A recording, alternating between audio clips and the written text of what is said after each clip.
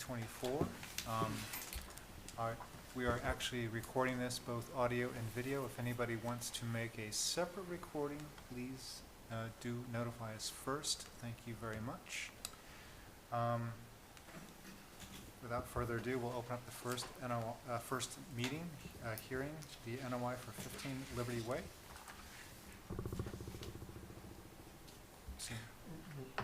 Oh, sorry, you're right. Sorry, roll call first. Roll call. Mark LePage here. Jeff Livingston. Jeff Milne. Roger Trahan. Is there anyone online?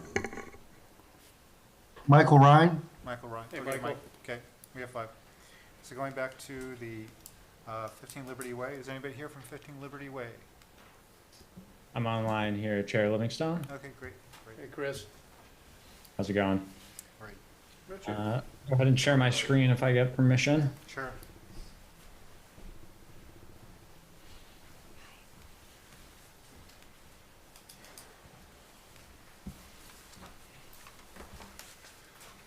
So for the record, my name is Chris Frateroli, wetland scientist with Goddard Consulting.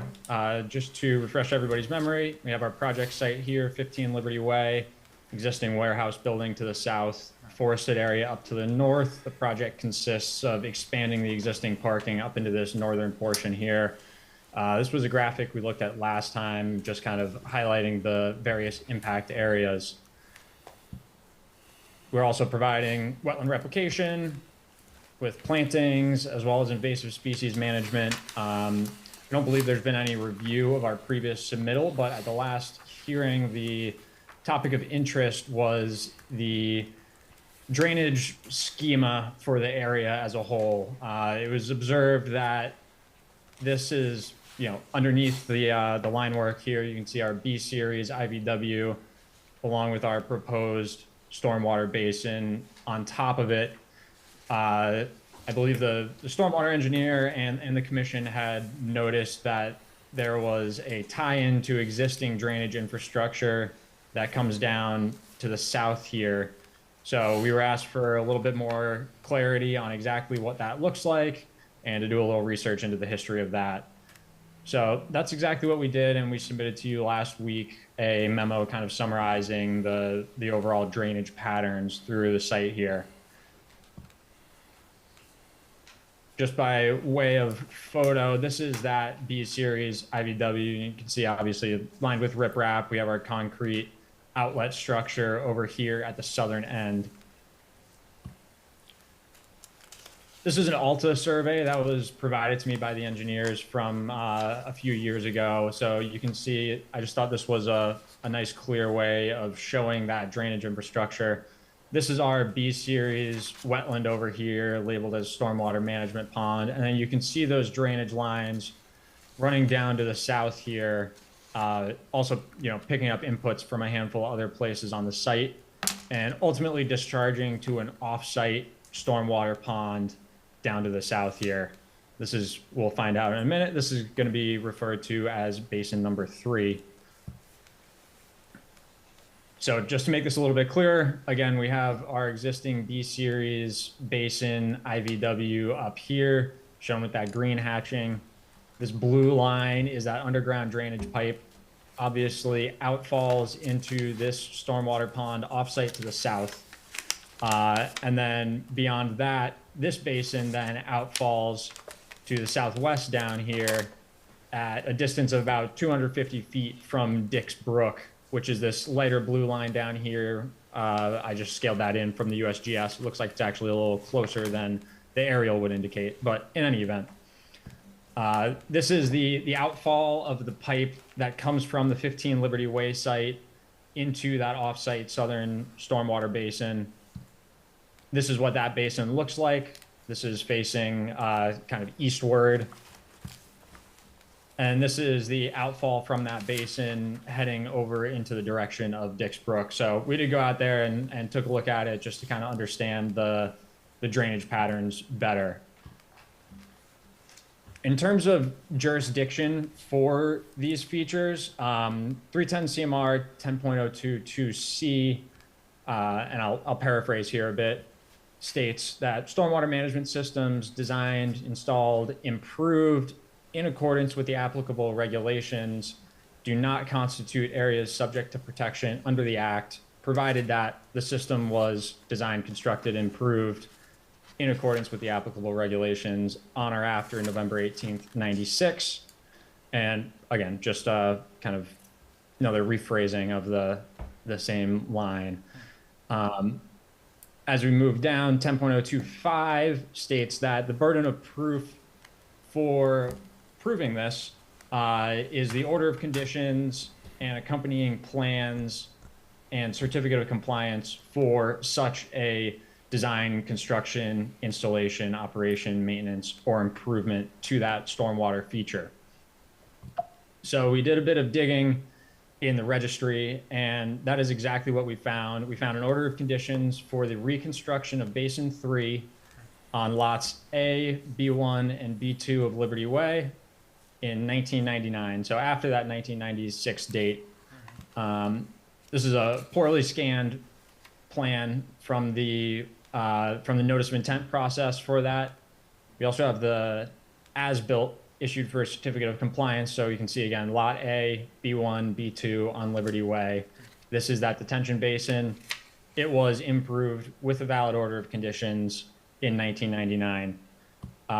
And at that time, after construction, they did also obtain a certificate of compliance. So we believe that this information together really meets the burden of proof outlined here in 10.02, such that that basin does not constitute an area subject to protection under the Act. So that was kind of the summary of the research we did into this drainage system that runs through the industrial park over here. Beyond that, we do believe that everything that is going to be entering this offsite basin to the south, it's going to be entering there via existing infrastructure. So we're just tying into existing piping that's already present underground, and our project is also going to meet the stormwater standards. So in any event, we do believe that the water entering that basin is going to be treated, and that will provide an improvement over existing conditions, we're sure, because the existing basin is really not maintained at all, probably never been maintained. So we do believe that in the context here, our proposal is appropriate and will provide an improvement over existing conditions. So that's essentially the rundown that I have for you tonight, and I would be happy to take any questions. So I have a question for the agent. So, Rika, there was you had made some points about tying into, if it was tied, that possibly there was an effect on downstream gradients. Something of this ilk? Yeah, it would. So the question was if this basin would then be jurisdictional as BBW or not. So that's why we were requesting more information about Right. how it was designed. Right. So we did receive that shortly after 4 on Friday, and Okay. Monday was a holiday, so Yeah. I have yet to review it in its entirety. Okay. But at that point, Okay. But any comment on, it seems that seems to be kosher. yes, I did not receive any O&M plan or VMP plan. So Chris did mention that he doesn't think that there has ever been one or it has ever been maintained. Oh, yeah. But I would just like to cross my T's and dot my I's Sure, and make okay. sure that No, it's accurate. right. Okay. Any comments from the commissioners? Questions? I'm good. Okay. Questions? No. I think we want to try to extend to give the. Yeah. Right? Yes, yeah. Okay, yes. Is that okay, guys? Right, fine? Sorry, what's that? I'm Should I asking. continue? It's okay to continue because, to give them a chance to review them. Absolutely, yes, we are okay with that. Okay. So I'll take a motion then. Give you a motion to continue the NOI for 15 Liberty Way to May 2nd at 7:01. Second. Okay, I have a, who's your second? Vote to continue. Continue. Continue. Continue. Mike? Online? Continue. So continue. Chris, thanks for the update. Thanks for looking into all that. Thanks, Chris. Thank you, folks, happy to. Have a good night. That was a lot of work. Tracking at that old stuff. All right. Without further ado, I'd like to open up the hearing for the NOI at 121 Grove Street. up a little bit, please? Is that better? Yes, much. Okay. So I'd like to open up the hearing for 121 Grove Street. Mr. Chairman, Yes, John Scheib on Yes. behalf of Fairfield. please.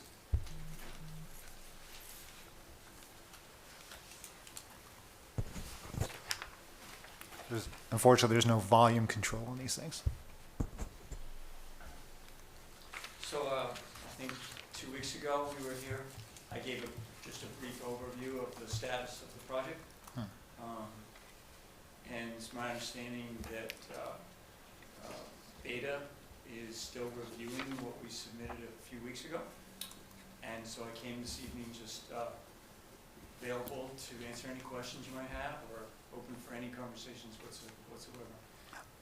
Brika, I think we're just waiting for the review, is that correct? Yes, Beta and I are still plugging through the revised materials. Okay, so no questions as No of yet? questions. Okay. No. Does anybody else have any specific questions I mean, I think we went through a lot.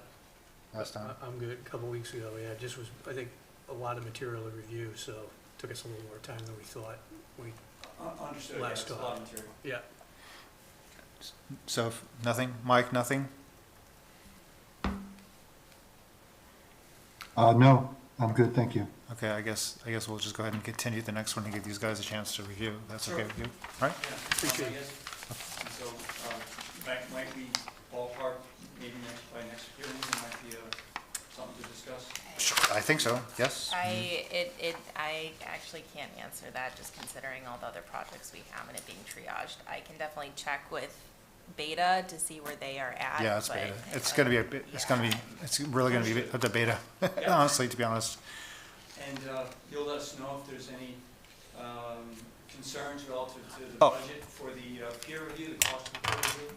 I can confirm that they're in review right now, so if there was a concern for budget, you would have known prior to their review. Sure, yeah. Okay, If Right. we could just chime in, Oh, yeah. folks, this is the Oak Beta Group. So we are reviewing the materials now, very complete submission and set of responses. So we are drafting our letter now, and I'll have a better sense tomorrow when I talk to our staff of when we anticipate getting that back over. It's my goal to at least get Bricolai a date, which we will get that over to you tomorrow. I don't see a reason why this can't be submitted prior to the next hearing, but I can confirm that and pass it along to Bricolai tomorrow. Thanks, Ron.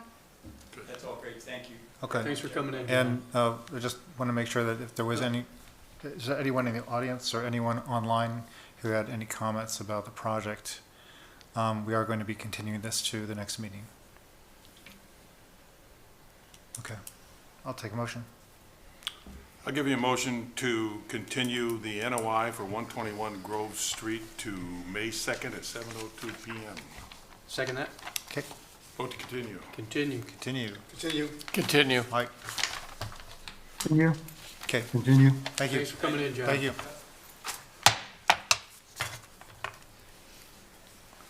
Okay. So I'd like to now open up the meeting for the NOI for South Street, Misco Brook. Is anyone here from Misco Brook? No, the applicant has requested a continuance. They provided revised documents 2 days ago. I let them know I would not have had time to review them. Okay. Let alone Beta to review them within 2 days, so they requested a continuance to allow us time to review. Okay, so no new information. I'm assuming there's no one in the audience or online that has any questions at this point, since there's no new material. It's a question. Given that, I'll have a motion to continue. Motion to continue the NOI for South Street, Misco Brook to May 2nd at 7:03. Second. Vote to continue. Continue. Continue. Continue. Mike, Continue, so continue. Thank you. Okay.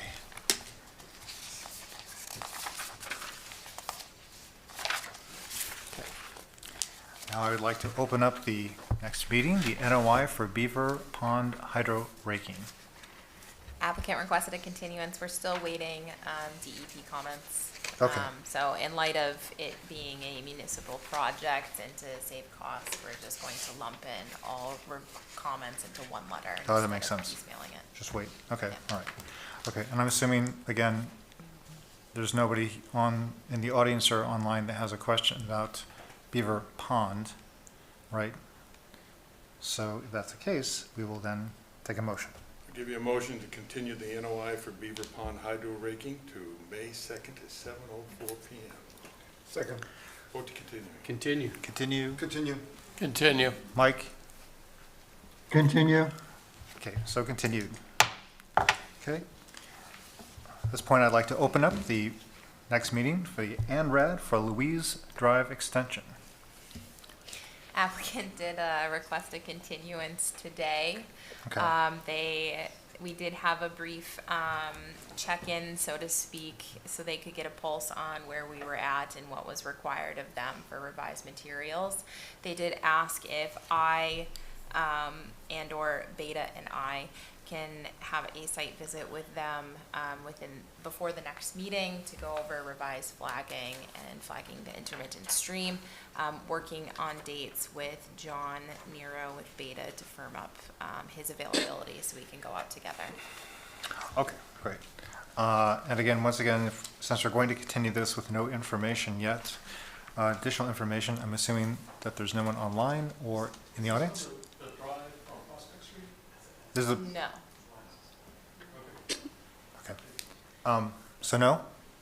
No, okay, all right. So take a motion to continue then? I'll give you a motion to continue the ANRAD for Louise Drive Extension, pardon me, to May 2nd at 7:05. Second that. Okay, Vote to continue. Vote to continue.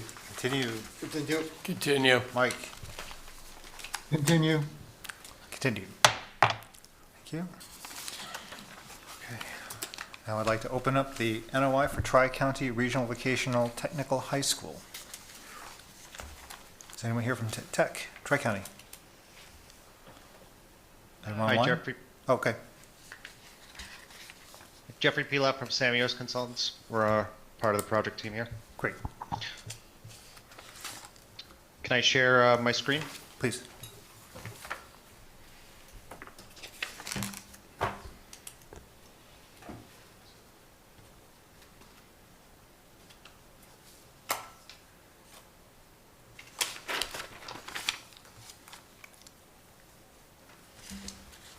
Let me know if you can see that Yep. presentation. Okay. Carl, do you want to kick us off? Certainly, thanks, Jeff. Good evening, Carl Franceschi with DRA Architects, part of the design team. I'll give a brief introduction and then turn it over to our civil engineers and landscape architects to fill you into technical details. But for those who are familiar, Tri-County is looking to replace its existing school with a new building. There was a vote district-wide, you probably were aware of that, last fall, and we've been working on it since that vote. Next, Jeff. I'm sure you're familiar where Tri-County is located off Pond Street and West Central over near 495 on their existing piece of land. Next shows the aerial of the existing conditions. You can see the driveway that's labeled Tri-County Drive that connects Pond Street and West Central. The existing building there and the white and red roof is a 1 and 2 story structure built over 50 years ago or so. The proposal is to site the new school on what is now a ground-mounted solar field and the teacher's parking lot behind the school. We'll show you the plans in a moment, but the remaining athletic fields will get renovated and expanded, and once the existing school is replaced, the parking and driveways will be reconfigured and additional athletic fields installed. Next. Here's a bird's eye view of that proposal, Wow, that's nice. showing the new school. which again is situated, proposed to be behind the existing school on the solar fields and parking lot. You can see the drive coming up from the existing Tri-County Drive, the central one, sorry, Jeff, there, yep. Is generally in the same location as the existing school driveway. It will serve the new school, just continue on up the hill to sort of get your bearings there. There's a drop-off in front of the school and a service drive and bus drop-off behind the school, which serves the high bay technical shops that are back there. And then that curving road down there actually is a secondary access that follows roughly the path of an existing utility path that was created when the school was constructed back in the 70s. Again, the strategy is to build a new school while the existing school stays in operation in front there. Once the new school is completed and can be occupied, then the existing school will be demolished, new parking lots and additional athletic fields created. So that's roughly the proposal. The new building is about 280,000 square feet. It's on 1, 2, and 3 stories in various locations, and you can see that the abutters there and the land that the school currently owns as the way the school is situated. With that, I'll turn it over to Jeff and Samiotis Consultants. Thanks, Carl. Again, good evening to the Commission and public. My name is Jeffrey Pilot from Samiotis Consultants. We're the civil engineer and project surveyors. So this slide is showing the existing conditions of the site. The properties encompassed by residential homes, Hilltop Road to your west and Pond Street, and then Old West Central to the south. We have the existing building, parking lots, athletic fields, and solar field in the eastern portion. The cyan hatching are the locations of the wetlands per the recent ORAD, and then we have the green hatching that shows the jurisdictional wetlands per the Franklin bylaw. With you have your red buffer, which is the 25, blue is the 50, and then green is the 100. Moving on to erosion control, this slide shows proposed layout of the site and how we intend to protect some of the resource areas with erosion and sediment controls. We have straw wattles and silk fence on the eastern, southern, and western gradient areas of the site. We're also including silt sacks on any existing catch basins. We will also have a construction entrance on the proposed emergency access road, and we'll get back into that a little bit more later. This slide shows the proposed layout of the building within the solar field and within jurisdictional wetlands that were delineated during the ANRAD process. In an effort to minimize impact to the southern basin, the proposed building was shifted north and proposed parking was reconfigured to preserve as much as this local resource area as possible, and while creating a future outdoor learning environment. We are also proposing a wetland replication within the project site, and we'll discuss that again in future slides. And then we have the proposed parking lots and drive that Carl was talking about, and this is the emergency access road. This is a zoom in for the emergency access road. It's located on the existing gravel drive that goes between the buffers of the 2 lower wetlands. As you may have seen in the submitted alternative analysis, this routing has been chosen to minimize any further filling, crossing wetlands, and utilize existing degraded area. We're proposing utilities coming up the emergency access road and routing them to the proposed mechanical rooms on the east side of the proposed building. We have our fire loop in blue, sewer in red, Those all go out to Pond Street, and gas is in yellow. Moving on to stormwater management systems, we have 2 large detention systems, east and south of the proposed building. Okay. That will capture and treat roof runoff and surrounding hardscape. We have also at the center of the site 2 more infiltration systems for the associated watersheds. All systems discharge to nearby wetlands via existing infrastructure and outlets. There is a slight increase in impervious area. However, the proposed systems provide a reduction in peak flow for all storms, improved water quality, and meet all DEP stormwater standards. We are also scheduling working group meetings with peer reviewer to address any comments or questions for stormwater and impact to wetlands. One last review of the jurisdictional basins here. On Basin 1, we are proposing to fill 2,300 square feet of that and leave 4,400 to be protected. Of the Basin 2, that will be filled into its entirety, and then we will be providing replication up to 7,600 square feet total. And then at this point, I'll pass it off to Ty to discuss landscape. Sure, thanks, Jeff. Ty Johnson, Warner Larson. We're the landscape architects on the project, working with Sammy Otis and DRA.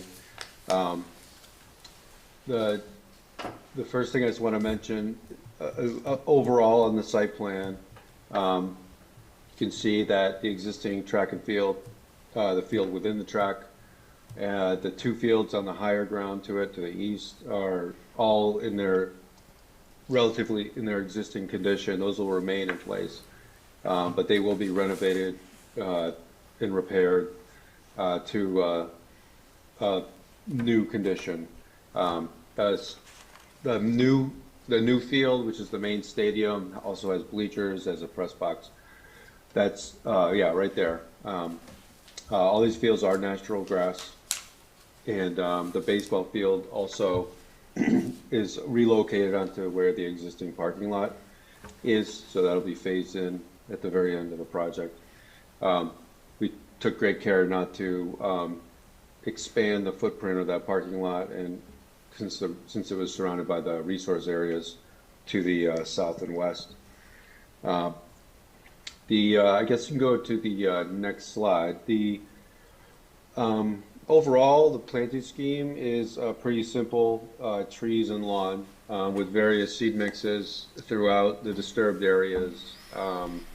The shade trees and ornamental trees are, for the most part, native species, although we do have some other non-invasive species specified. The courtyard inside the school is going to be heavily planted with non-invasive bamboo and serviceberry, a relatively simple, low-maintenance solution for the school with no lawn in there. So the 2 basins that we've been discussing, the replication area and the existing basin to be preserved as much as possible. Those today are, as a result of the solar farm construction, those basins were basically constructed with minimal effort for biodiversity, for planting species and so forth. So our plan as of right now is to basically use a New England wetland seed mix, and over the period of the 3 or 4 years of the project, get that established in these areas, and that'll provide a sort of a simple approach of building these wetlands, and that's our design right now for these 2 basins. With the back basin, obviously is not considered jurisdictional, and then the other basin that's close to the building would be preserved and enhanced. And then, we obviously took special attention to buffer zones of existing vegetation, neighbors. That's something that we're very conscientious of, making sure that we're not expanding, the development footprint and maintaining a nice dense vegetation woodland around the properties. I think that's all I have. We'll open up for questions. We have not received the DEP file number yet. We are still waiting for peer review comments, and we are going to be meeting with them for those working group meetings as well.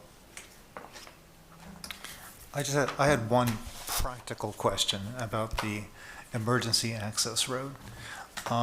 And it's not clear exactly how tight those turns are closer to the building, but I do know that on a couple of occasions, we've had, particularly the fire department with their large engines, express concern about tight corners and engines making those kinds of tight corners into parking lots and such. And I just wondered if it was, I understand that you're trying to use the available disturbed space. It makes all the sense in the world. But are you doing it at the expense of possibly a concern that larger vehicles might not be able to make those kinds of turns that exist today? It's a question. Great question, and we're also meeting with safety, and we've evaluated this with it's called Auto Turn. It's a vehicle tracking system for these types of turns and the vehicles that are specified within the town of Franklin. So we've been in correspondence with them to make sure that that won't be an issue. So again, the reason I wanted to bring this up is I just sort of wanted to give you some historical perspective. Several times in the past, when we have been presented with things like this, where it's a question of maximal conservation versus safety, public safety, we have typically erred on the side of public safety. So we have actually given variances or leeway to such projects such that they can maintain the kind of safety that they need, particularly for things like emergency vehicles. So I'm just saying that please don't rule that out. If that does become an issue, please come and talk to us, because there is precedent in the past to work with us to make that happen for the public. Okay. Okay. So. Noted. Thank you. Okay. Any other questions, guys? Yes, this is Alan Sawyer. I'm actually in a butter. Sure. And I had a question in regards Address, to the please. elevation of the new school. Address. Oh, address, could you just provide address, please? 1406 Franklin Crossing. Thank you. This building is probably the closest to the property line. Okay. And my question is in regards to the elevation of the new school. Is it going to be the same elevation, or will it be higher? And I apologize, as I'm just trying to catch up on this. This is a little bit new to me, so trying to understand what I'm going to be looking at in the future. In regards to the school elevation, is it going to be higher or lower than the existing school? So the existing school is located within the parking lot. The natural grade of the solar system, the solar field, is higher. So the building itself will be a bit higher. Okay. And when the access road is put in, is there going to be any kind of additional foliage put in to make it a little bit more aesthetically pleasing? Ty, are we capturing it? I could take that. Yeah, so there is no additional tree plantings along the access road. So the access road is basically built where the existing one is now, with the exception of where you get to the top. It does make that little kind of S curve. There still is a vegetated buffer between that road and the property line. So there's really very little room to add additional planting. This is emergency access. It'll be gated off, not for public use. It's 11% gradient, so it will basically vehicles are not going to be using that except for, I think we've discussed potentially buses only in springtime, in the non-snowy conditions. But I mean, short answer is there is along there. No, there's really no additional space to add that with the existing trees. All right, thank you. Sure. Any further questions from the audience, either online or in I the have a quick meeting? question. Yes, I'm sorry. So I think I heard you right, you guys are proposing some replication for filling in the jurisdictional wetlands, the south basin, filling in 2,300 feet there in the north basin. Do you know what the ratio, have you determined that ratio of replication to what you're filling in yet? I believe it was 2 to 1. Yeah, it is 2 to 1? Okay. Do you know what the square footage is of the replication? Not on hand.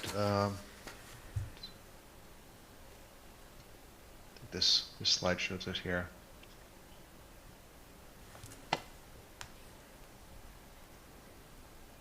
Oh, there it is. Okay. Yep, Yeah. Total of 7,600. there it is. Yep, thank you.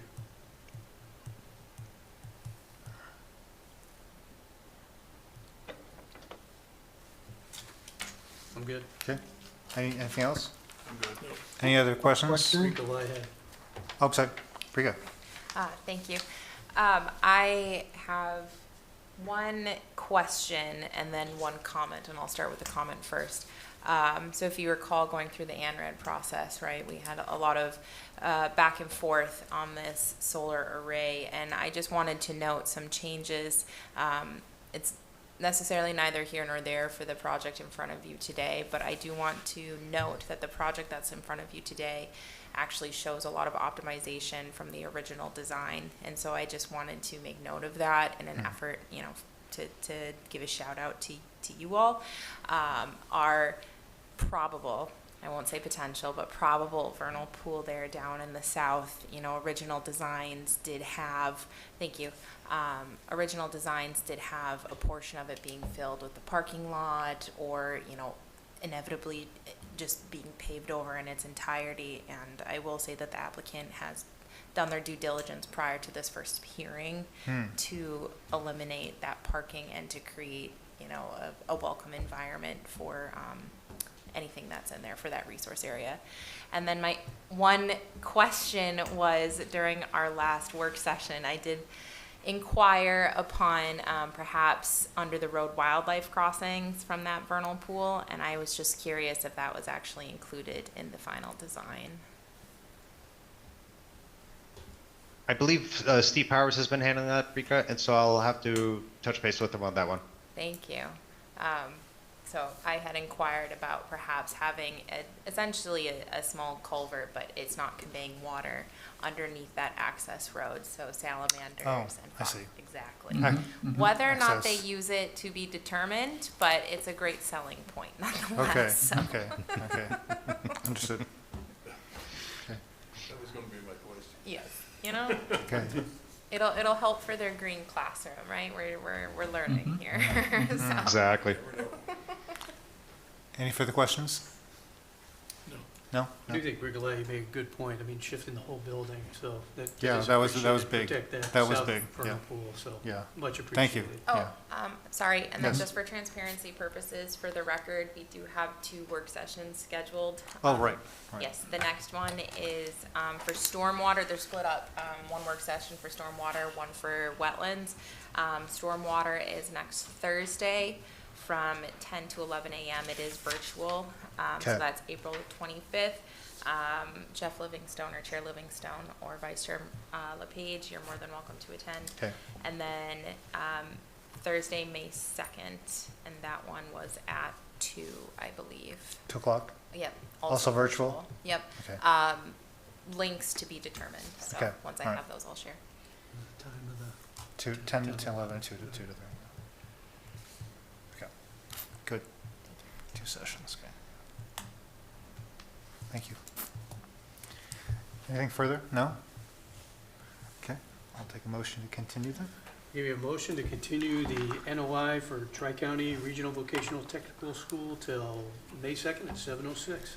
Second, Okay, vote to continue. Continue. continue. Continue. Mike, Continue? continued. Thank you, Bench. Thanks Thank for you. coming in, guys. Thanks, Thanks for thank the you. time. Thanks, everyone, for your time. Okay. All right. So I think that was it. No, oh, Prospect, sorry, Prospect. Yes. So I'd like to open up now the NOI for Prospect Street Access Drive. Anyone here from Prospect? Please approach.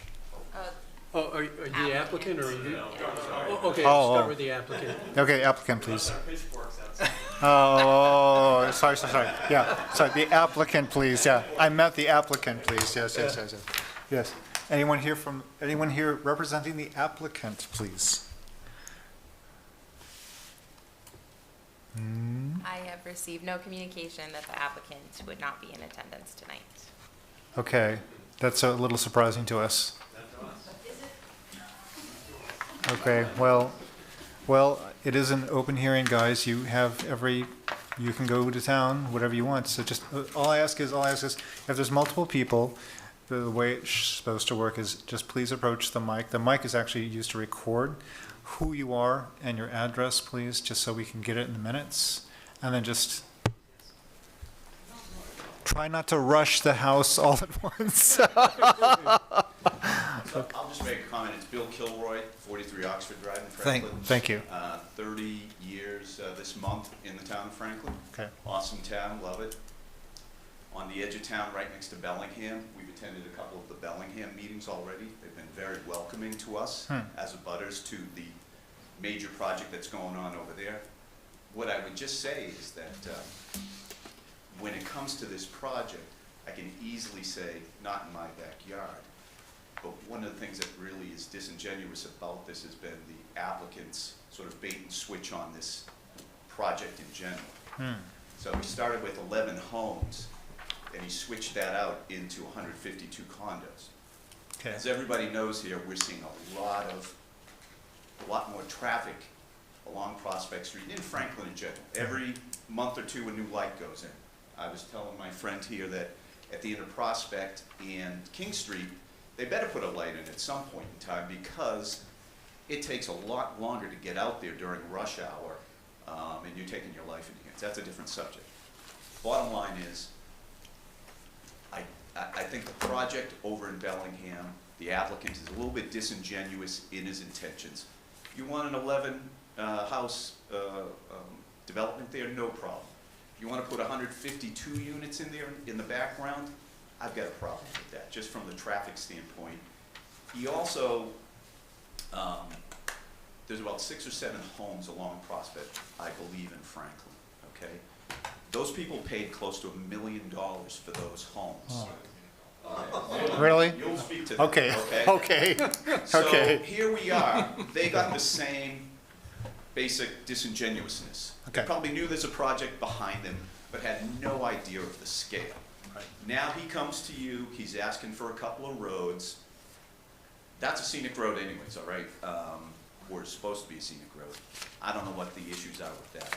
But my only comment is, I just think you really need to be careful. It's not just a couple of access roads, the implication as to what he's doing and the way in which he's gone about doing it is very concerning to me.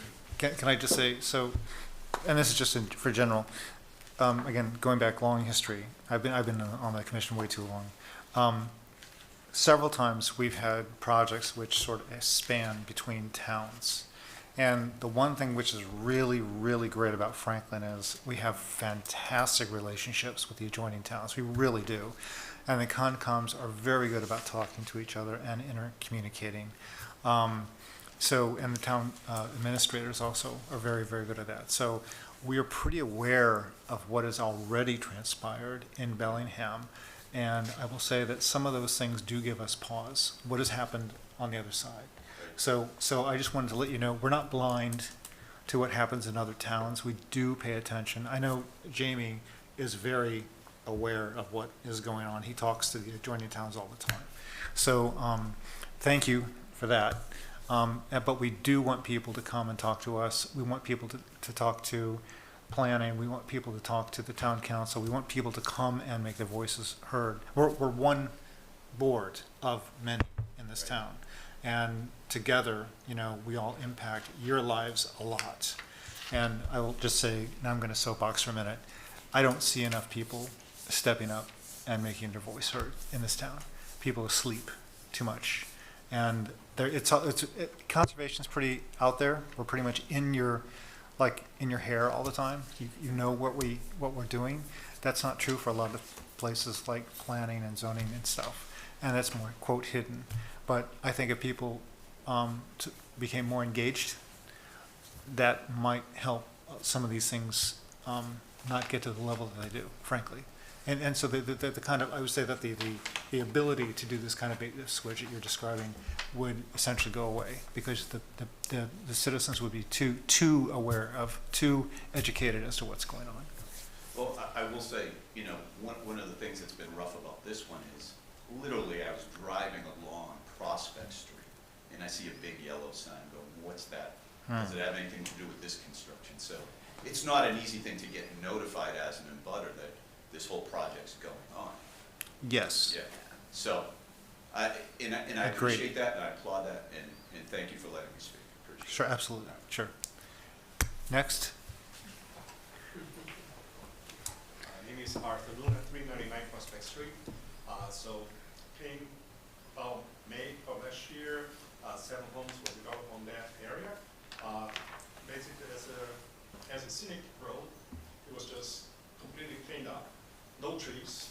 Basically, surprisingly, you know, I just got there, fine. I don't understanding erosion issues that I have on my property because it wasn't completely finished.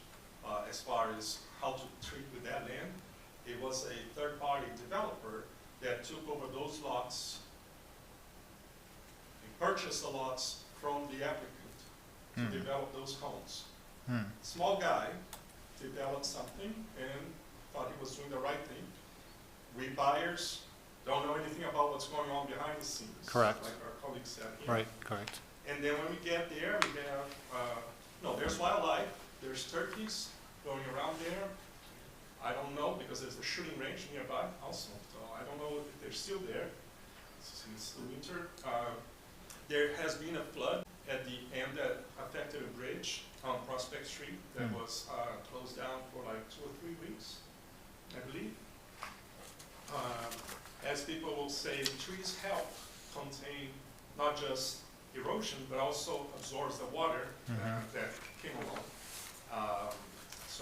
But as some neighbors from Bellingham, my property also has a little piece of Bellingham, so they have mentioned that there was never flooding on that area, and that bridge was never connected in so many years of people been living in this area. And I'm new to the area, so I like the fact that the bridge was cut off because there was no traffic, no noise, and that was Of course, no place yeah. more scenic. Yeah, The yeah. place is supposed to be scenic, and not only that, it's also farmland, or farm zoning by the town of Bellingham. And there's big development, I apologize, I think it's 156 units, not 152, but 156 units. There is a road right between 2 homes of Prospect, and that has already been said, it's all clear because of the homes that are around there. And there's a proposal of another access road right across from Oxford, which goes through, or I don't know if it touches, but it's very, very close to wetlands in there. There's a lot of rainstorm that goes that way, that feeds the lake. The applicant has looked into getting the traffic commission here to approve a 12, 16 home project, big homes like mine, and then after it was approved, that has been changed. I made a comment, I approached the traffic commission here. They published something on the Franklin website, including a letter that was sent to Bellingham, and apparently challenged that letter and told the town of Franklin not to get involved on traffic access anymore, because that has already been decided. My view on this is he also plans to create an access road through Bellingham for emergency vehicles, but it's a lot of land. It's a lot of, and those two access roads are fairly close. And I imagine the intensity of over 300 cars going up and down on these access roads, not just Prospect, but access roads, and all the amount of trash that we see along Prospect Street. You're also going to see that would be right over the wetlands and all the impact that's going to do on that environment. So there are many, many topics against this project, from education, schools, erosion, traffic, but specifically for conservation. I think concern is the critters, the environment that lives in there, the erosion that is causing already before it was even development, and I contributed for that because I bought a property there without knowing the impact that was going to happen 6 months, 8 months down the road. And it's just that I think it's too dense of a project, as our colleague says here, you know, changing from 12 homes or 21 homes to 156. The amount of traffic, the amount,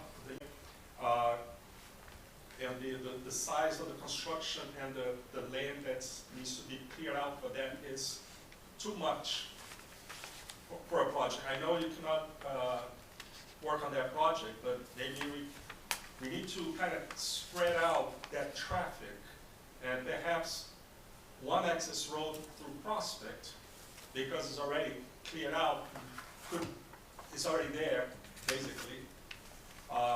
Why don't we have the other access road coming from Lakeview or Lake Street? That's my comment on that.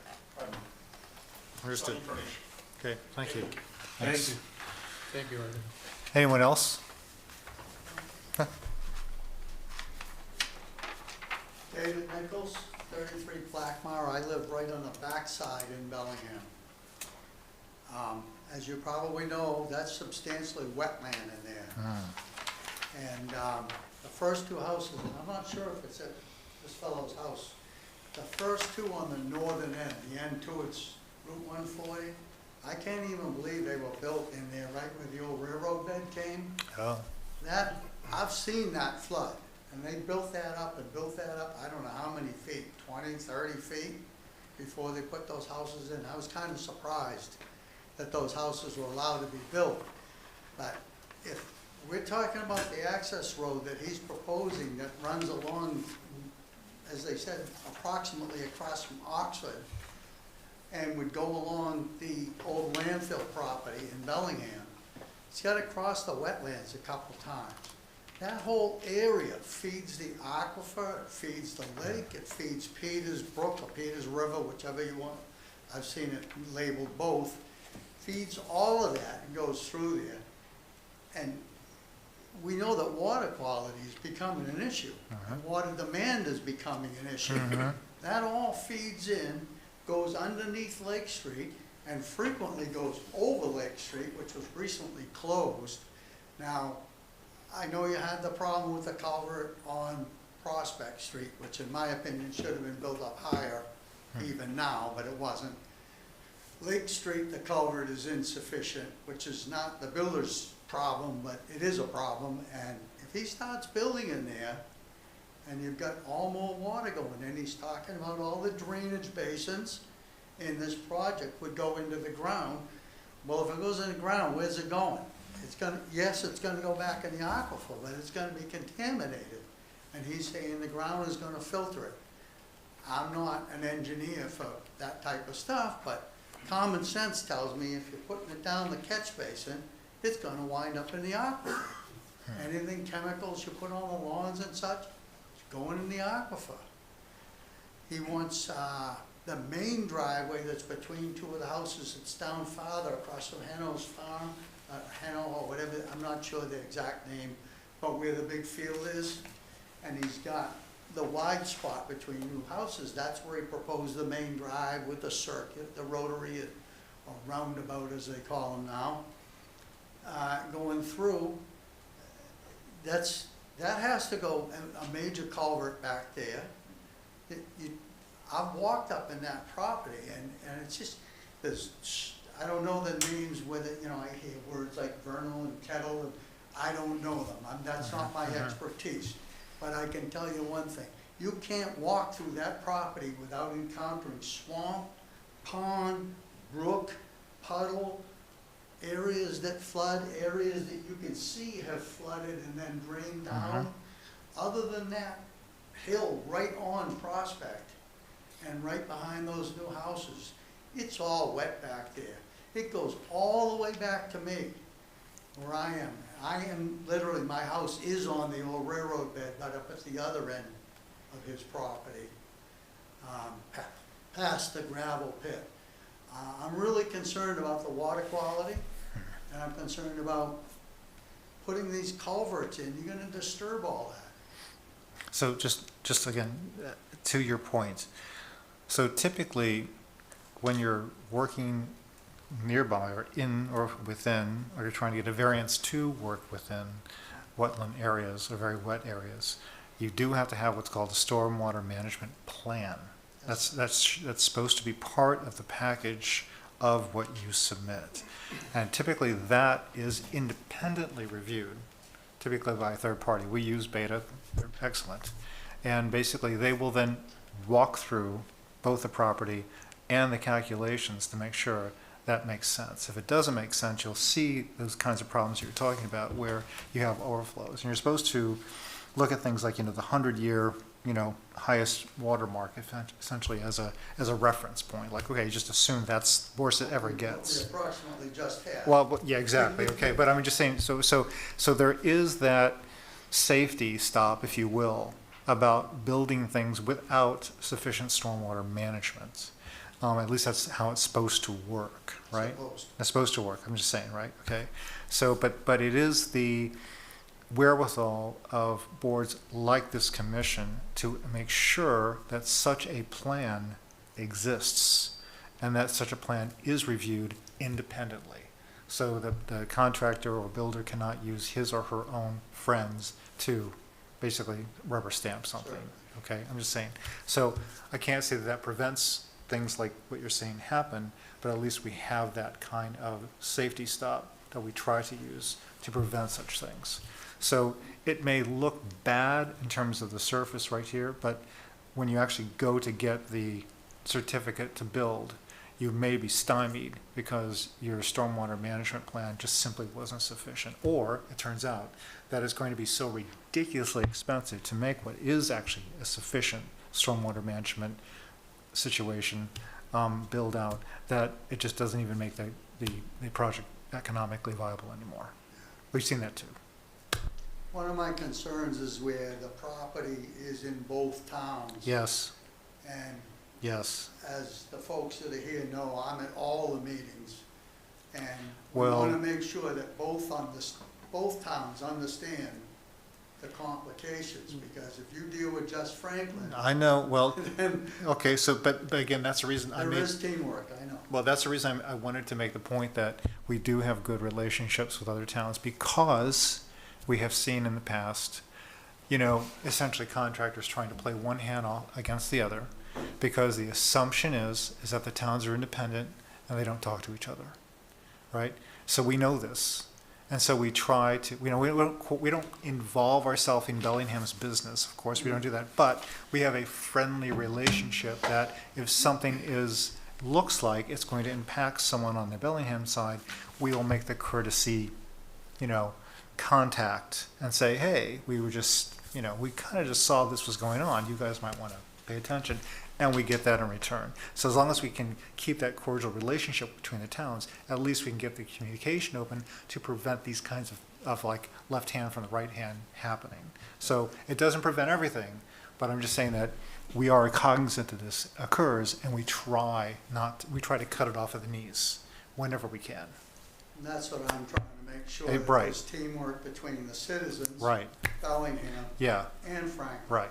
But it really does have to come from the citizens. The citizens have to work together, the town. I'm Yeah. disappointed. We usually fill the room in Bellingham Town Hall to the point that the meeting had to be moved to the senior center, as you're I see. probably aware. I see.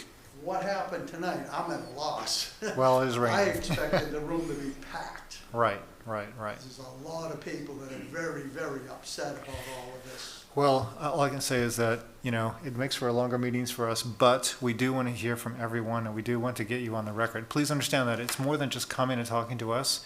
You actually are getting your comments on a public record. That is very important. So we are capturing your comments. They are in our minutes. They are for public record and for anyone can take out and can show to other boards, any other town, right? So it's more than just showing up and kvetching, okay? Right? Absolutely. So please get the word out. It's important for people to speak up. Believe me. Really, it really is. I won't be silenced. Okay. But thank you. Thank you. I think Rico, I had Chair a- Livingstone, might I Yes. just jump in for a Yes. moment? I wanted to add, piggybacking, that there's one Wetlands Protection Act that is for the state. So Franklin and Bellingham still have to operate under one Wetlands Protection Act. And I can assure you that DEP does know of this project. To that point, I wanted to correct a few things Sure. considering our current situation and the overarching importance of having things on the record. So I did want to state for the Prospect Street culvert, commissioners, you have not seen an after the fact notice of intent for that. It is forthcoming. I did give my emergency authorization for it, but I have been slightly needling Mike Maglio for it, but as you can see, he's working through a lot of other notice of intents, which is why we have a lot of muni projects in front of us right now. I wanted to put that on the record considering DEP's involvement. Second, there is no doubt that we are experiencing increased flooding, especially with anthropogenic induced climate change. I did want to note that the Prospect Street culvert was not necessarily due to the storms. There was a blockage. Exactly, yeah, so it was a faulty culvert. So not diminishing at all stormwater concerns, just noting that the culvert was not up to snuff. Okay. Is the recent repair temporary, or was that intended to be permanent? To be determined once they file a notice of intent. Because it's insufficient. Yes. So for the record, the question was if the current culvert was a repair, temporary repair, or permanent. So, and then moving just quickly about that soil pile, I am aware that it is out there. I have spoken to Marcelo Alves. He's the third-party developer that has been mentioned. It is outside of jurisdiction. So I routinely continue to ask him to update erosion controls. I drive by it quite frequently to watch it, but my jurisdiction is limited with that. Yeah, currently reducing. Good. Where it's going, I don't It's know. likely going to the They- house that, They just took a lot of trees Okay. down behind those houses. yes, They may be spreading it out. I don't yes. know what they're doing. So I would make a comment, and I have a call out to the Bellingham admin. But since you live in Bellingham, there are mapped vernal pools right behind those properties. There are what? Mapped vernal pools. Oh, Yes, so, that is something that the Bellingham Conservation Commission, and they have a conservation administrator, will be Yeah. able to have our staff jurisdiction in and the office regulation several over. times. So that's a big no-no. They can't be doing that. Then fourthly, I know also that section, and all those developed homes have erosion control issues. They actually get into the intermittent stream right at, I always botch his last name too, the farm's entrance. Thank you. So I did just want to offer a blanket comment that, pretty savvy with plants. So if anybody had any, true concerns and wanted to come into my office or email me, we can try and hash out a plan to at least help erosion on your properties. Unfortunately, it is your private property, so it would have to be at your cost. But I'm absolutely willing to work with you on that. Okay, So. does that fall under the, I'm in Bellingham, not Franklin, but does that fall under the 1-year warranty rule? It might. You'd have to contact your private entities. I have contacted Marcel Alves numerous times about this, and he completely ignored it. I have a feeling that this applicant also has the same work ethics. And I have a question from what we were addressing there. You know, the applicant has mentioned during the meetings in Bellingham that he will be installing all this infrastructure. I understand it will be inspected and validated that is appropriate will be appropriate for the magnitude of the project. And once it's done, the HOA will be responsible for that. Well, those are regular people like us. Even they're not people that have $1 million homes. They're people that will have to put monies together to maintain all this huge infrastructure, and in some cases is unfeasible. Okay, but please. The question is, how long Okay. can we make sure that this infrastructure that we created will last? So, again, classically, you have an order of conditions, and the order of conditions says that you have to have a maintenance plan, an O&M plan, and that you basically have to maintain that in perpetuity. And you typically have to file reports with conservation about the nature of the entity during that time, so it does not go away. And if you start missing those reports, then basically you're in violation. Conservation basically starts fining you, and the fines can be pretty big. And then we'll go to the HOA, not this applicant. If they're responsible, yes. Well, no, the applicant would be responsible. Well, I'm sorry, yes, yeah, he is right. The applicant is responsible because the COC is on the applicant. Yeah, developer, Yeah, that's correct. He's Yeah. right. he has to apply for the certificate. Yeah, the certificate will be in his name. under his name, yeah. Because that's the concern, no? I got the property was built over railroad tracks. It is considered flood zone. I have to have flood insurance. And I have the closest well to the access road, proposed access road. So I probably will get contaminated well water from that access road. So things change and things get developed, and then we need to figure out a solution ourselves. It's more like a Martin Scorsese movie. Well, Know some guys. well, yeah, One final question, just real quick. sure. Are there any implications to the applicant skipping this meeting? I apologize, just, could we come up to the mic? It's hard for our minute taker. Thank you to interrupt, or, thank you, sorry to interrupt. Just a question out of curiosity, Bill Kilroy, 43 Oxford Drive. Are there any implications to the applicant for skipping this meeting? I mean, the applicant is free to come or not come, as the case may be. It's not in their He's not best. here to present a case? I mean, it's not in their best interest. I mean, basically, I mean, let me just say this. And we've talked about this, actually. We've had situations, this is not the specific case. We've had situations where applicants repeatedly skip meetings. And it's as if projects aren't going anyplace. And we've started to sort of come down on that because basically they just essentially mire the docket with continuations again and again and again. And we've decided that we're just not going to entertain that anymore, right? So this is not this case, but I'm just saying if it becomes habitual, yes, then the commission can effectively basically the commission can say, well, we haven't seen any movement in the project, so we're just going to deny it, and that's it. Now you have to I would reapply. just take this as another, step in his overall arrogance, you know, Right. blowing you guys off. Right, well, I mean, again, we don't know, we have to be impartial, Okay. right? We don't know what the situation is.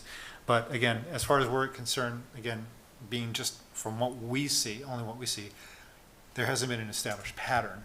But, I mean, if this is like meeting 4 and no applicant, then there's a pattern, then something's going on. Okay. Then, okay. All right, I see a pattern. But the input's helpful. But yeah, the inputs, I Input's mean, helpful. sure. Got it. Sure. Thank you. Sure. One Yep. more question. So again, Arthur Luna from 399 Prospect Street. This question is not a challenge to the board, but it's just a question, trying to understand how this thing works. I have the closest water well to this proposed access road coming off Oxford. How can the town protect me, my well, or the state of Massachusetts can protect my well that is very close and at risk of being impacted by this development of this road? I guess that's, Brika, are there any protections for Yes, private so wells? he would have to do an alternatives analysis, and you can definitely request him to answer your questions when you see him. These are public records. I am going, at this point, I think it would key into my agent report just a little bit. So he has filed with DEP for a superseding order of conditions, which is likely why he's not here. He filed with DEP for that, which in short trying to circumvent local commission yesterday. But I have had several conversations with my section chief with DEP. So, you know, at her suggestion, we're still opening the hearing specifically to receive all of your comments. Right, exactly. So these comments, to, you know, Chair Livingstone's point, are going to be wrapped up and bundled and delivered to her. So in short, he is going to have to be required to do an alternatives analysis, whether that's under local bylaw or state jurisdiction at all.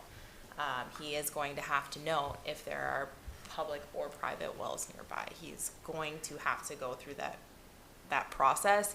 And now that he has filed a superseding order of conditions here in Franklin, I know he has one in Franklin or in Bellingham. I know it's an adjudicatory court in Bellingham. You have several agencies looking at this project. So it is highly visible. Right. So. And just to, again, just so you guys are clear, please remember, there are basically two bodies of law that cover these kinds of things, right? There's the DEP, the state law, right? And then there's the local bylaw, right? Which can only be more stringent, not less stringent than the DEP. That's the cardinal rule, right?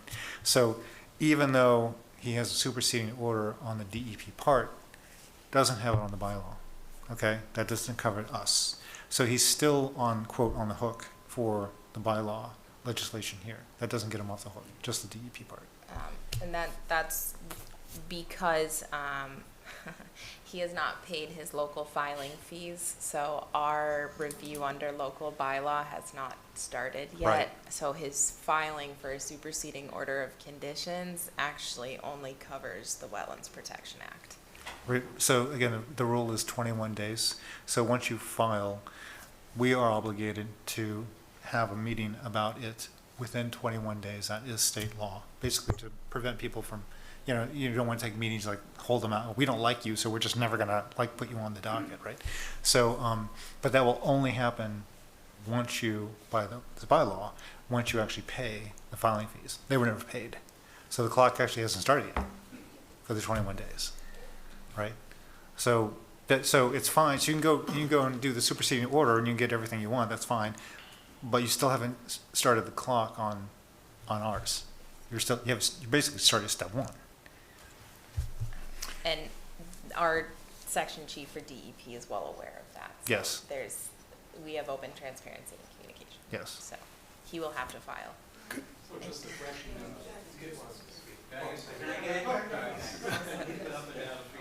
Sorry, guys. Sorry, we want to give everybody a chance. Sorry. Hi, Jack Jeremy, 326 Yeah. Prospect Street. Unfortunately, I'm the house that's next to the culvert that broke, which backed up into my basement that caused $18,000 worth of damage. Yeah.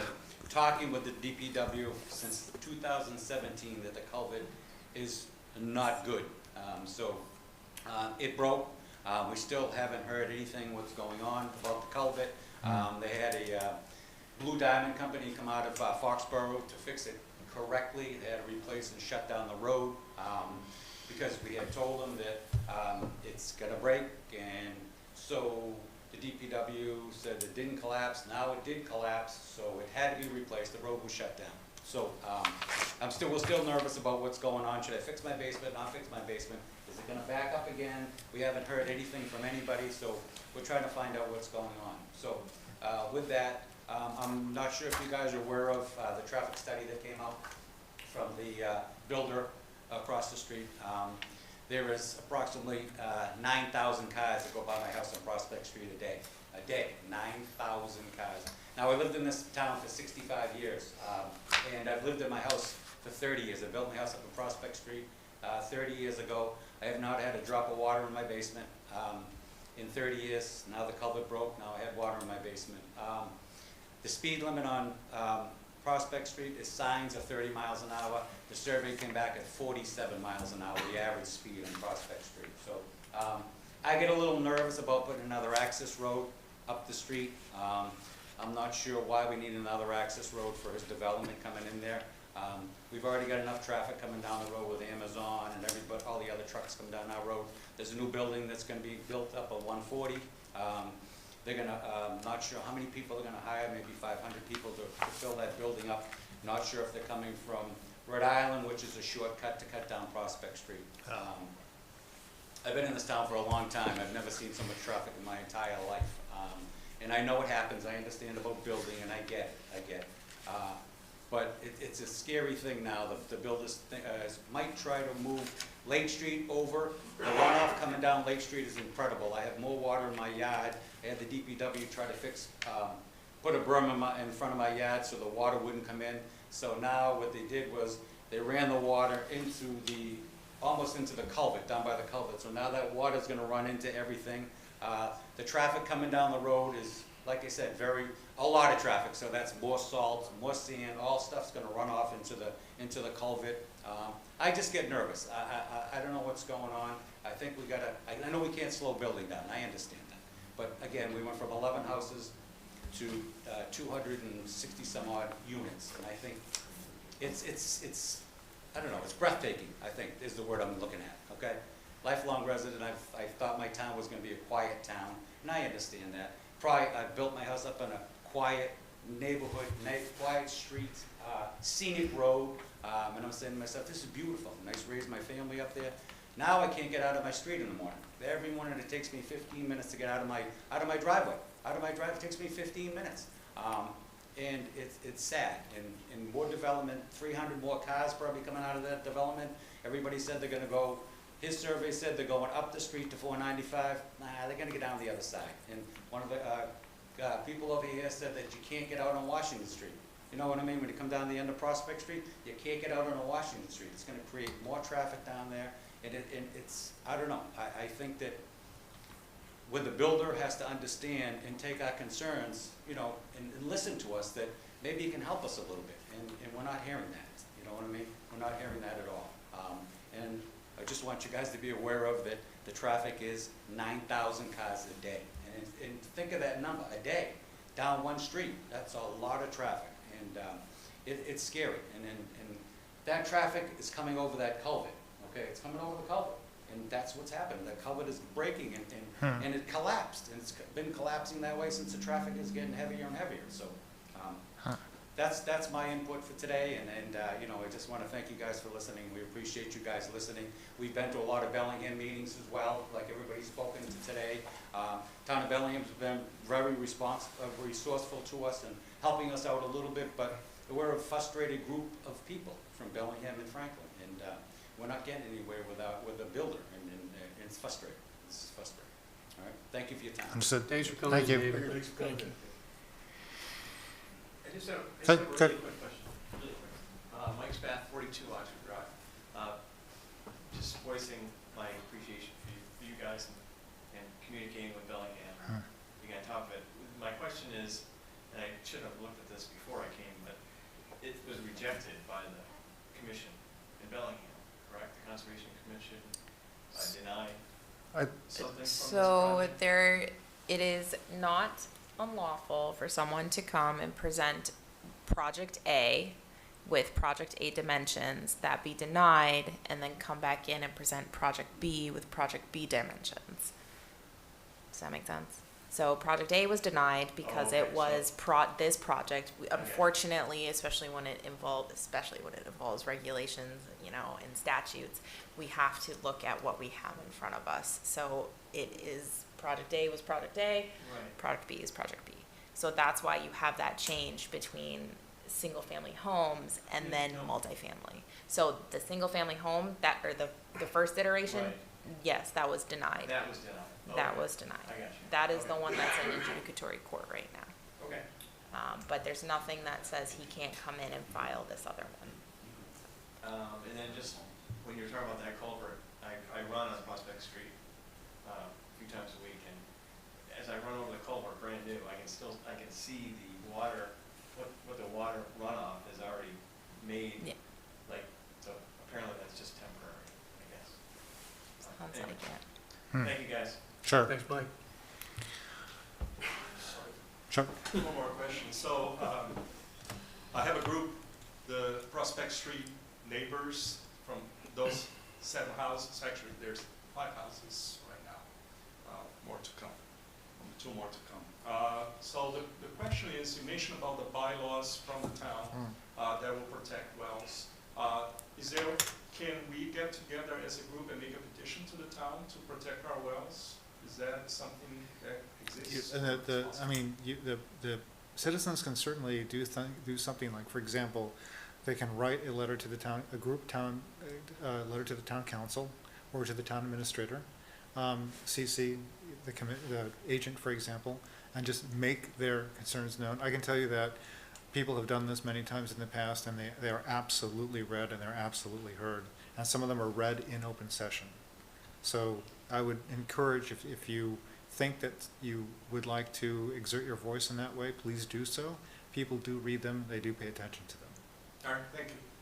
So, Could I have a question? Your residence, where is it in relationship to the access road on this map? Is it that way or this way? Sorry, can I approach? sure. Just curious. I'm on 399, so it's what they call, it's the one closest to Oxford. But I don't see. Oxford's never drawn on. Yeah, Oxford's not on there. No, it's not on there. See the corner that goes up in the lower right corner? That's him. Yeah, it will be this first angle The here, lower right corner. this guy. And That you? that's, Ah, you're pretty close to and it. my well is kind of right here. And here's your wetlands. There's your wetlands, right? Yeah. And that's the border of the wetlands when they had this.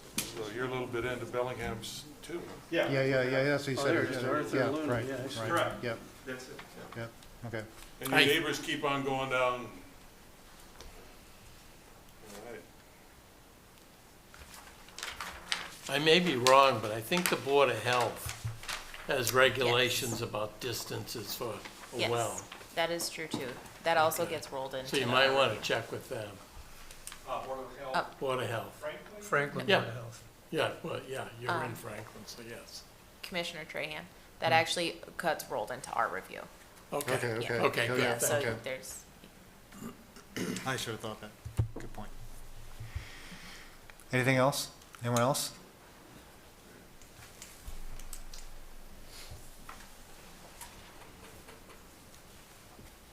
Good evening. Charles McCarthy, Lakeview Avenue, Bellingham. My parents been up here for a long time. I'm up here. We live up here in Bellingham, and we're on Lakeview and Civil Lake. I agree with everybody here. It's a big ordeal going on.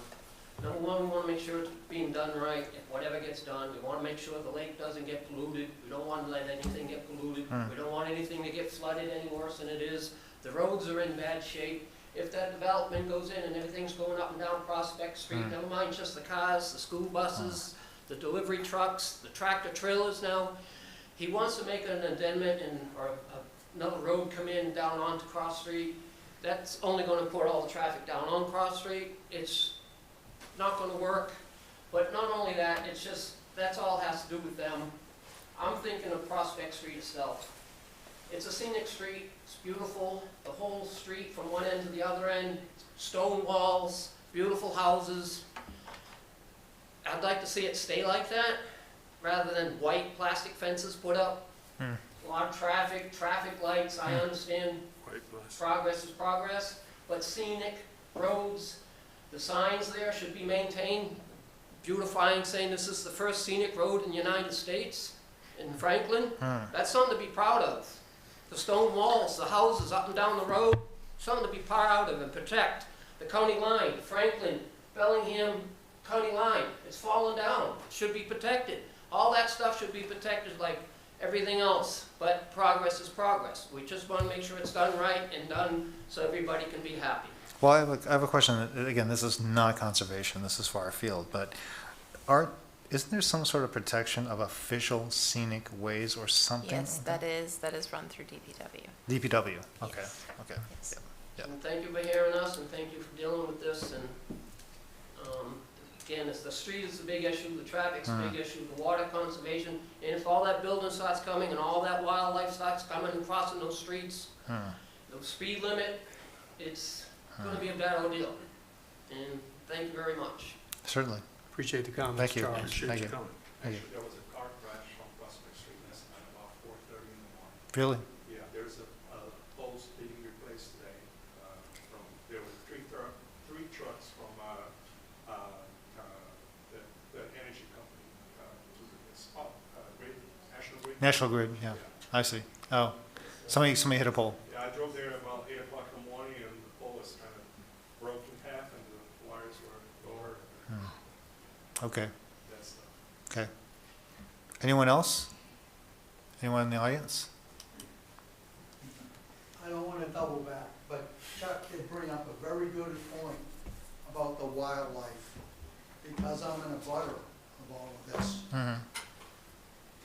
You can't imagine the wildlife in there. My yard is like a zoo half the time, and the more that they put the houses in, it's gonna drive them out. Whether that falls under the law or not, I don't know. But there's a substantial amount of wildlife in there. Okay, good to know. Thanks, Bill. Thank you. Thank you. Looks like we got quite a few people online. Oh, I'm sorry. We have people online. I can't really read it. Okay. Ted K? Is that- Yes, can you hear me? Yes, we can, yes. Yes, hi. My name is Ted Clowen. I live at 286 Prospect Street, diagonal from the Prospect Street, Lake Street intersection. Been in town as a resident for 27 years, and all my 3 kids went through the whole education system.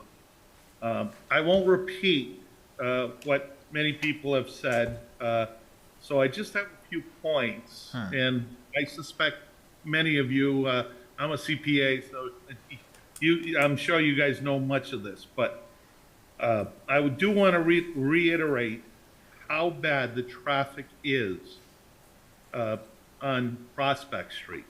9,000 cars a day. When that warehouse opens up near Rapid Refill and this development opens, I gotta believe it's gonna add at least 20% more traffic to what we have now. Secondly, we have seen environmental flooding. You heard from Jack Jeremini. People's houses have lost basements. Thirdly, the applicant is asking for easements to have access to Franklin's roads. Franklin will have not a dime of taxation, yet it will have significant road maintenance on both ends of that road, including a traffic light that may be needed on King Street at some point because of the backups. Right, true. You know, so having said all, and then hearing someone say that, I think the attorney of the commission mentioned that the applicant is trying to circumvent Franklin. I strongly advocate that the town reject the applicant's request. There's nothing in it for the town other than costs? Huh. I don't know how you do it. I know you lost the lawsuit the last time, but I know from my neighbors, people didn't mind the 11, 15, whatever number of estate houses. That would have been wonderful. It would have helped everyone's property values to increase. But the bait and switch, as the first speaker said, is very true. This will depreciate our property values, increase costs to the town, and I hope to help anybody who wants to, advocate for the town to try everything they can by law to turn this down and return it to the residential housing he wanted to do. Okay, Thank you. thank Thanks, you. Ted. Thank you. Next up, who is, Okay, we got Roger and Sue. Roger and Sue?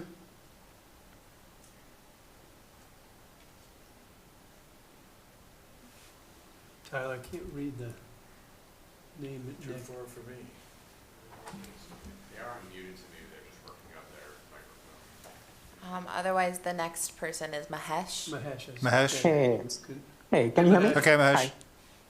Hey, hi, this is Mahesh. I am on 381 Prospect Street, so right next to the proposed access road. Probably one of those most impacted by that road. And Arthur, I think, I had a couple of questions. Arthur, I think, mentioned about the well water. The well water is right beside the access road, and I pay my taxes in Franklin. In fact, technically, the well is in Bellingham because the Bellingham-Franklin town line runs across my backyard. And I know I don't get water from either Franklin or from Bellingham. So is there any way we could get some protection in, either get Bellingham's water or Franklin water in there so that the water is protected? That's number one. And number two, the larger question, what are the legal protections that we have, given the fact that this is something that's happened before? You had denied access to the road before for the 11 or 15 houses, and he went to court and could litigate it. And currently it does seem like, is there anything in your control beyond going to the court, and if it gets rejected, it is what it is? Because it seems like other than the access road, giving permission to the access road, there's nothing much the town of Franklin can do. So is there, what else could you legally do other than opposing the road?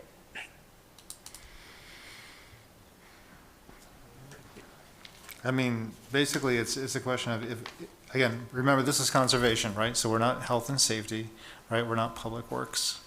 But there are other town boards, obviously, that would have an interest in this. Safety, I would think, would be a big deal.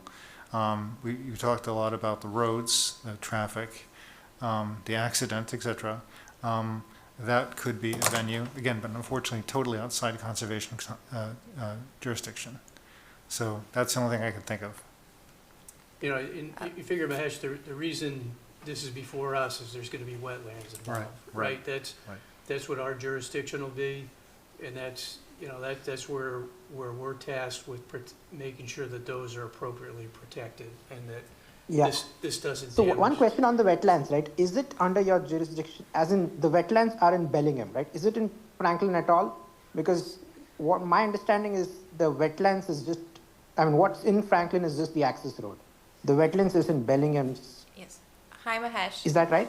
Hi, Mahesh. Yeah. Good to hear from you again. Hi. Hopefully I can provide some more context. So I want to take 3 steps back and then kind of explain our filing process, what permits are available, how we move through that, and then answer your question about what permits in front of us and what's proposed in front of us, and then those implications as they relate to Concom jurisdiction.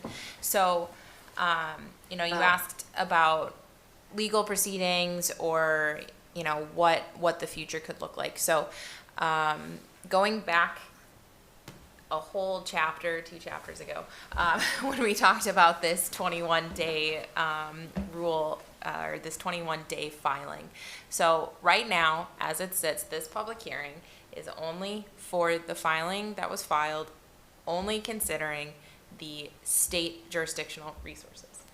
Okay, so Massachusetts operates in that there's state jurisdictional resources, and as Chair Livingstone stated, that if a town votes in a bylaw, it has to be more stringent than the Wetlands Protection Act, or at least on par, right? Because we cannot unravel what the state already has. So we have that local bylaw in place. The applicant has filed a proposal. Today would be day 22 for the public hearing, and for whatever reasons they are outlined in my agent report, he was supposed to open up today because he has not paid local filing fees, but has paid state fees. The 21-day rule for the state filing and consideration of state jurisdictional resources, that's moving forward. But consideration of local jurisdictional resources, which are more than the Wetlands Protection Act, is on hold until those local filing fees have been paid. So again, reiterating, bear with me, I know, I'm sorry, I talk quite a bit. Reiterating that he has gone to DEP for a superseding order to just deal with DEP, right, and not deal with Franklin Conservation Commission. Unfortunately, in an effort to do that, because he hasn't paid local filing fees, he's just working with state jurisdictional resources anyways, which we would have made a determination on. So Mahesh, he has to come back, he has to refile, Right. to consider impacts for those locally jurisdictional resources. So that is one step in the future where there's still going to be a check and balance of environmental impacts for this project. I would like to note, though, you make a good point that the only property, the only impact in Franklin is the access road. So that is what we have to look at, okay?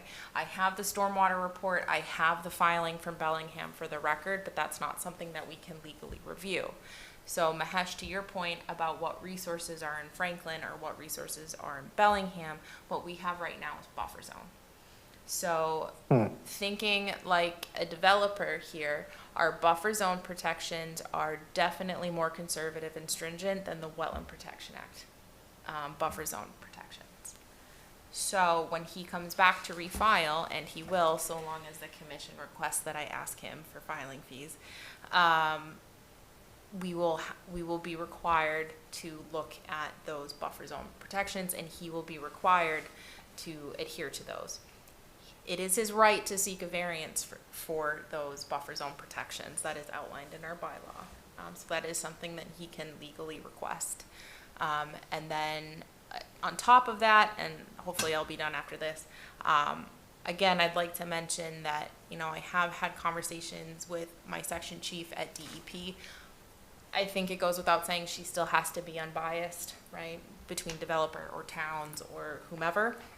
But I do take solace in knowing that she is aware of this current situation and the current superseding order. So DEP knows that he has to come back and file, and they will consider that for their superseding order. Right. If they do not see that he has come back to file, to refile under local bylaw, it will impact the outcome of the superseding order. Got it.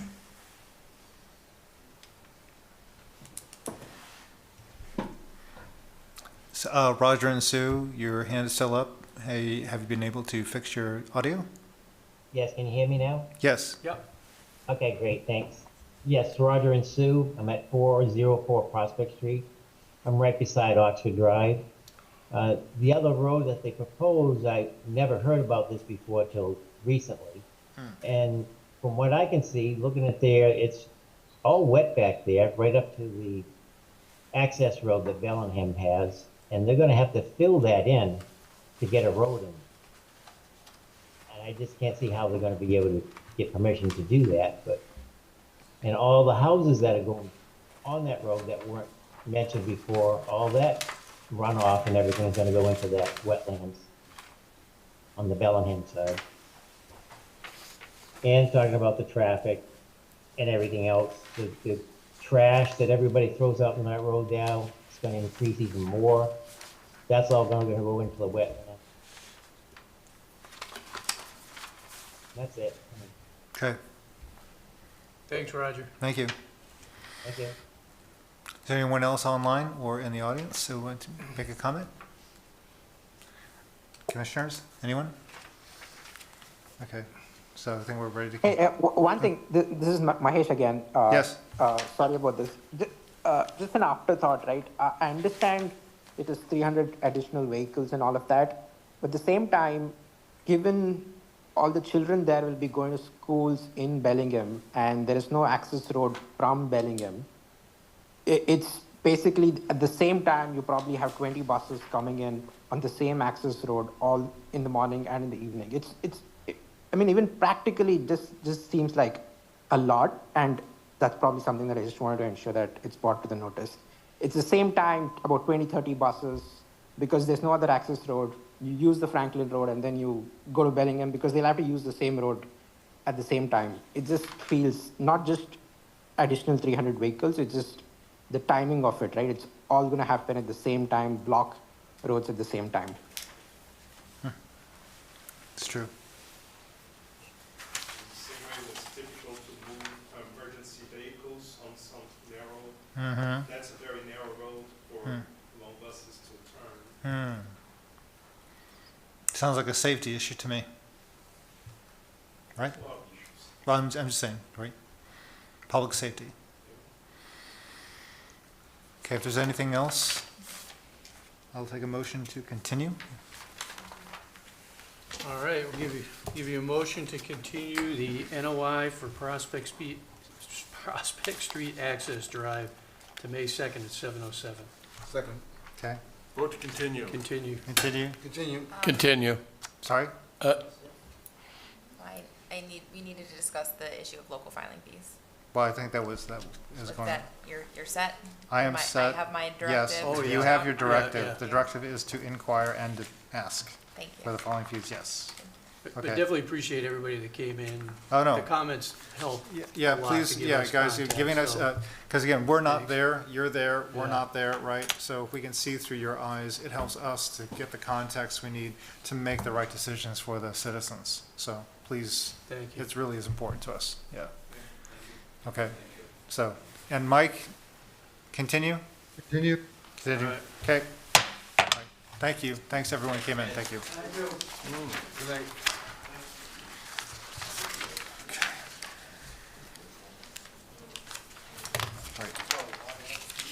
Okay, so we have three MBZA's, right? Okay. First one is for 11 Mount Street. The applicant actually has requested a continuance, so I would like to table this until the next meeting on May 2nd. Okay. I'll take a motion to continue. I'll give you a motion to continue the minor buffer zone activity for 11 Mount Street to May 2nd. Second that, Vote to continue. continue. Continue. Continue. Continue. Mike. Continue. And then the next one is the MBZA for 1 Spruce Pond Road. Yes. The, he's on. Chris, I believe. Chris? Yes, I'm Chris? here. Okay, Are you the Yep. deck man, Chris? I am. okay. What are you doing? So, we plan on tearing down number 1 and number 2 Spruce Pond Road rear decks, 10 by 20. They're adjoined, and hand digging 8 footings for the 2 decks, Okay. backfilling them by hand, and completing the decks, and that's it. Okay. Any comments? No? No. Pretty standard, Pretty Yes, cut and dry. standard. cut and dry, yep. I think it's pretty brave to do it by hand. Yeah. I have young guys work for me. I'm glad, I was hoping you were going to say Glad for that. you, right? So, Yep. All right. so it sounds like we can just recommend Give- standard approval with standard conditions for this, for both of these things, right? Maybe two votes? I'll give you a motion to approve the MBZA for One. 1 Spruce Pond with standard MBZA conditions. Second. Okay, Vote to approve. Approve? approve. Approve. Mike? Approve. Approved, okay, and now for 3? And then motion to approve the MBZA for 2 Spruce Pond with the standard MBZA conditions. Vote, second. Okay, Vote to approve. Approve. approve. Approve. Mike? Approve. Approved. Thank you very much, guys. Thanks. Okay, and then we'll move on to the minutes, April 4th. You- Go ahead. I said thank you. Oh, thank thank you, you, Chris. thank you, thank Appreciate you. you Thank you, being yeah, here with thank us. you. Yeah. Thanks Good for luck. waiting, thank you for waiting through the last meeting, the last hearing. Thank you. Okay, the minutes for April 4th, I will abstain since I wasn't part of the minutes. All right, any questions on the No comments, questions. adjustments, queries? No. Motion to approve the minutes for April 4? Second. Okay, All right, okay, Vote to approve. approve. abstain, No. Approve. Oh, I'm sorry. Tyler, can I vote on that after I've watched the film? Vote on the minutes. On the minutes. I think it's your choice. I think if you read them and watched the, Yeah. If you've read them and you sign them as meeting Okay, certification. approve. I did, but I abstained because that's my personal preference, but, all right, so you're approved? Approve. Approve. And Mike? Approve. Okay, passed. Okay, and now we have a discussion item, CRCC MVP application invitation. Yes.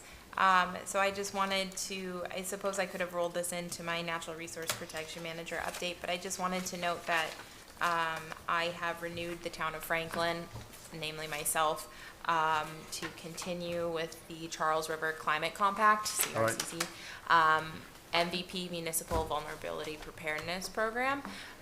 So I will, with hopefully, I mean, your support, be submitting a letter of support to CRCC so they can include in their MVP grant for us as an entity receive funding to continue to do flood modeling across the Charles River watershed. So my participation in that is $250 of billable hours, even though I am a government employee. I do not have billable hours to participate in this climate compact. It averages anywhere between 1 to 3 hours a month. Okay, So I just wanted to let you know that, and I wanted to extend an invite for the letter of support with me. okay, yes. I think we're I- all for that. yep, I have a template, they give you a Okay, template, okay, so okay. I'll just add Okay. you on it. All right, fantastic, thank Thank you. good deal. Okay, everybody, good? Approved. Thank you. Friends and Franklin liaison update is the next on the list. Do we have an update for Friends? Michael, right? Mike? Mike? He left. So, the Friends are gonna be participating, in both, this Saturday's Earth Day, at Beaver Pond, as well as our Concom event the following Saturday, the 27th. Okay, Kudos to Break Alive for putting together amazing fires and planning the events. Roger, anything you wanted to add, Break Alive? Nothing for me right now. No, I have nothing, thank you. okay. That's all. Master plan liaison update? Is that you? I have not received anything. Okay. All right, and that was your natural protection resource? Oh, Yes? I have one other. One other thing? I have a few, actually, just a handful of things, and then we can leave. I think I'm a little talked out. Okay. Right. So I did want to put it on your radar that DCR Dam Safety, in conjunction with Medway, they are looking to do a feasibility study and inspection on the Sanford Mill Dam. So I did give administrative approval for DCR to bushwhack down to the dam so they Okay. could have access. They're not removing, there's no soil disturbance at all. Mhm. So I did give that approval. At some point, I believe Medway does want to try to receive a grant for dam removal. So more on that later. That'll Okay. be a big, highly visible decision for the Conservation Commission to consider Okay. supporting or not supporting. Okay. Where is the dam, Bricolai? It's the Sanford Mill Dam. It's right off of Lincoln Street. Okay. It's basically to the that it's basically the old the mill west. that turns into, that's been turned into, long ago was turned into apartment buildings, where you go all the way down the hill and you go up the hill. Yeah, right, yeah, right, you go all the way The down. dam So you there can by see the it old that's from- it. building? Yeah. If You you, see it if, from Riverbank. if you drive into the parking lot, and you can, it's pretty screwed up, it's pretty. It's where all the Lots of st- kayaks are out back. Yeah, exactly. Right? Yeah, That's yeah. where Steep hill, I've biked that many times. Yeah, You but I get mean, a real thrill coming down that yeah, road. I mean, it looks nice, it looks nice on the road, but if you go into the back, and you actually walk up, actually look at the condition, I was it's in going too pretty, fast to make that corner. it's in pretty bad shape. Yeah, it's pretty bad shape, so. Okay, Okay, So thanks. that was one topic. I did want to note, Jamie has asked me to think of any CPA projects, on any conservation areas. I did just want to rope you in case you had, a dream project at any conservation areas that you would like to be considered. Whether that even a pavilion, a dock, something like that. Please send me your ideas by next Wednesday, April 24th. ideas, okay, ideas. Should give you some good time to think about Come the on. weekend. Yes, I am not busy at all, Michael. Nothing to do. Right, okay. And then moving forward with that, Schmidt's Farm in Maple Hill, Brian and I are working together to review all of the master plan and open space comments to start planning those parcels out. So that's very exciting. And additionally, just Earth Day events piggybacking off of Friends of Franklin. This Saturday, April 20th, from 9 to 12 is a townwide pickup at Beaver Pond.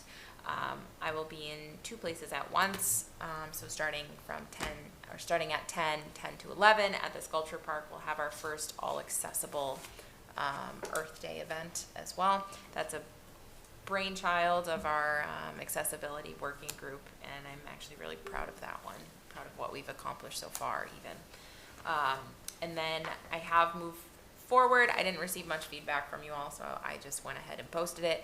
But for our Delcart event, Saturday, April 27th, so I did get our forester, not Mike Downey, but Tom Ashton. He did our forest stewardship plan at Delcart. So he'll do a woods walk. I would like to note, wood walks are very well attended, but I'm wondering at what point they become slightly stale. So maybe something to consider for future walks. But Tom did ask if I would be able to walk with him, and so we could do a combined wetlands forestry walk, which is nice. And that also gives me an excuse to look for salamander eggs. So if we find anything, I'm sure we'll have a Turtles too. turtles too. We can make it into a poker would work. That one, actually, that's a really neat idea. That'd be fun. And then I was thinking how I personally have to harvest my bee cocoons, so I thought I'd do a live demo with my bee cocoons, which piggybacks off of last Earth Day, where we had solitary bee houses. Oh, that's right. Yes. Right. So it's a continuation of a theme, with no bias from me at all. So with that, that's all I have. Okay. Anything else, guys, or are we good? I did see on the town council agenda for next week, I think they're appointing a new conservation agent.